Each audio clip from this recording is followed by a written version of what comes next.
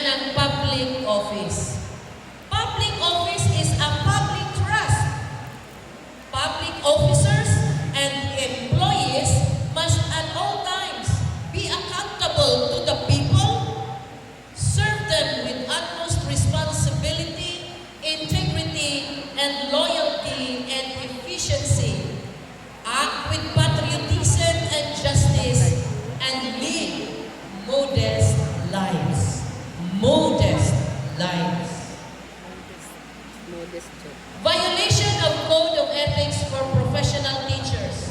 According to Article 12, Section 1, says, any violation shall be sufficient ground for the revocation of license.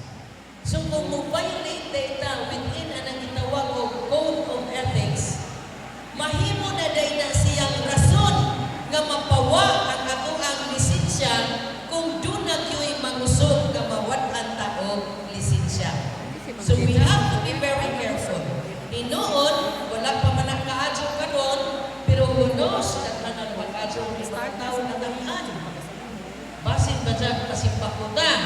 So that's why this is a reminder for all of us. Teachers as professionals. Teachers as professionals, they should be licensed professionals who possess dignity and reputation with high moral values, as well as technical and professional competence.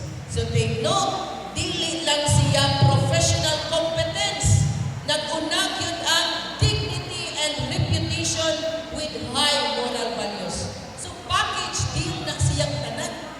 Muna kung tinuod yun ang naan na tanan na to, pagkalindot sa tanan mga pagtutulog. Kung naa siyang tanan ni anang mga characteristics.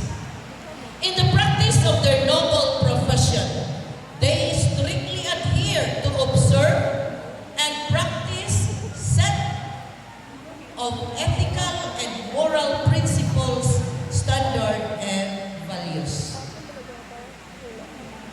Every teacher shall merit reasonable social recognition, for which purpose he shall behave with honor and dignity at all times. Kinanglan, with honor and dignity at all times. And refrain from such activities as gambling. So, bawal na yun nato ng gambling. Smoking. Oh, boys. Drunkenness. Oh, sa laki po na kasagaran. And other excesses, much less illicit relations.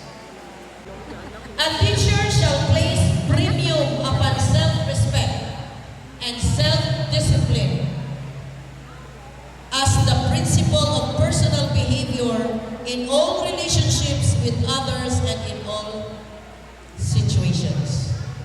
As models to our students. Kana bang may na to teachers, ako'y mudak ko, kung angay siya po, maparehas ko ni ma'am, maparehas ko ni sir, kay lapit ka dyan. Nakakita ko anak kanangwan, propaganda sa TV nga na blacking ang anak daw na. If I will grow up, I want to be like my teacher. Naging anak ng teacher. Dami ko kaadyo na, no? Nga kita himuong modelo. Ang dimalas o kita may gisumsuman ng istorya sa itong mga estudyante. Wadyo na tagsumsum sa mga bata. So wadyo kumo sa magtarong. Be good and be rightful. Kaya lamig yung kayo ang istorya. Alam ka pa istorya. Ikaw mismo maglakaw-lakaw sa kalsada. Ngahangad ka. O kay, wakay angay na ikaw. Uwaw ikaw ko. So mauna na rin pagutanan. As a parent, Article 218 of the Family Code provides the school, its administrators and teachers engaged in child care shall have special parental authority and responsibility over the minor child while under their supervision, instruction, and custody. But mahimo siya tinuod na Kristohanon